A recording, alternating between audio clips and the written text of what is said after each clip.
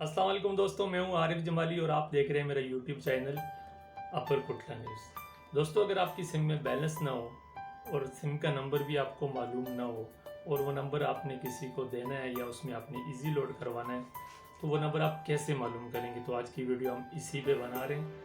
तो दोस्तों, अगर आपने मेरा चैनल सब्सक्राइब नहीं किया ना तो प्लीज़ मेरा चैनल सब्सक्राइब कर दें और बेल आइकन को प्रेस कर दें ताकि मेरी हर आने वाली वीडियो आप तक पहुंच सके और हम मिलते रहें किसी नए आइडियाज़ के साथ, किसी नई इंफॉर्मेशन के साथ। तो चलते हैं वीडियो की तरफ। तो दोस्तों, मैं आपको बता दूं कि ये जो कोड है ये सिर्फ यूफोन का है, तो आप यूफोन का नंबर ही इससे आप फाइंड कर सकते हैं। तो चलते हैं स्क्रीन पे।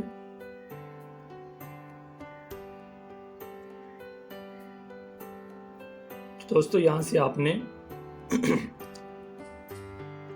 *780*3# इसको आपने अपने यूफोन नंबर से डायल कर लेना है।